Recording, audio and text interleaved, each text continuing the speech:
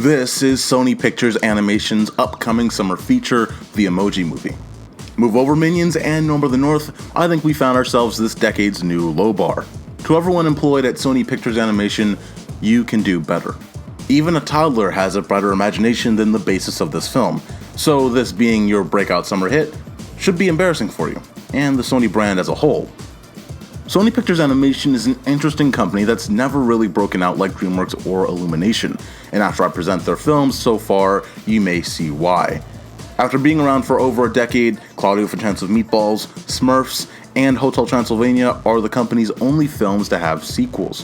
One of those franchises is critically loved, another was reactionary to Despicable Me, and Smurfs, as bad as the first two were, still are the company's most profitable franchise. Then there are the weird and surprisingly good, like Surf's Up and Arthur Christmas. This isn't a company that screams proud and noble, and just like Sony Pictures, most of their films are forgettable. But the bar can be much higher for this studio. Years ago, Sony president Kaz Hirai, dealing with a company losing billions of dollars year over year, touted a strategy to save Sony.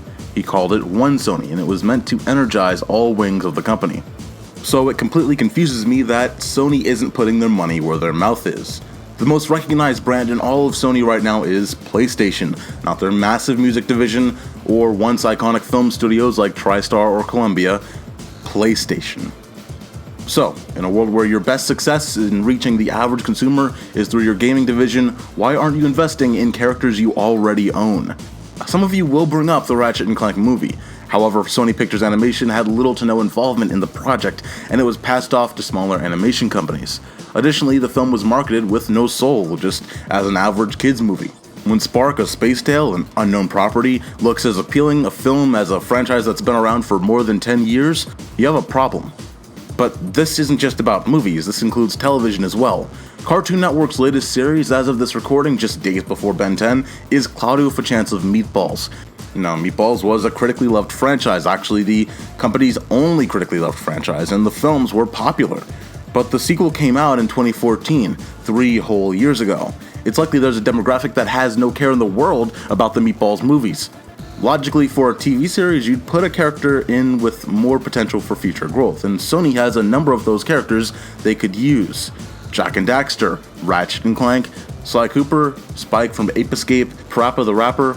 These are just a few characters that could be presented first on animated TV series, then expanded on through a film or game.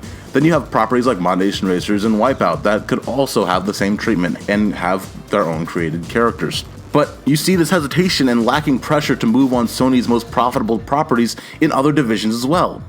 Uncharted, Last of Us, God of War, Killzone, Warhawk, Resistance, Infamous, and others are ripe for the picking to make Sony become that successful box office giant it deserves to be. Look, Sony Pictures Animation is probably the animation studio with the most potential to grow. Disney is already pumping after Zootopia and Moana, Pixar is flexing their muscles with Coco and Cars 3, Illumination is growing their focus with the Despicable Me franchise as well as Sing and Secret Life of Pets sequels. Blue Sky's best known franchise is Ice Age. DreamWorks is currently strong with its TV division but questionable in the film department. But if Sony learns the lessons of How to Train Your Dragon and even films like Logan, the company doesn't just have to make average movies, but movies that are great for all ages, strong in character and story, and not just riding on making sequels. Movies that'll make people start to respect your brand and want to see your films. Make us want to love Sony as a whole, not just PlayStation. So be embarrassed about emojis, but prove you can do better by mixing properties you already have with new properties as well. I'm rooting for you guys. A better Sony is better for PlayStation fans and animation as a whole. Oh, and don't spoil your movie's gimmick just weeks before release. What idiot decided that unknown characters in the Smurfs movie should be revealed? You literally spoiled the most interesting part of the upcoming movie. Anyway, so this video's comment section. Am I wrong? What do you think about Sony Pictures? Are any of you guys interested in the Emoji Movie? Let me know in the comments. And of course, thanks for watching. I'm Brian Swan. Stay tuned for more.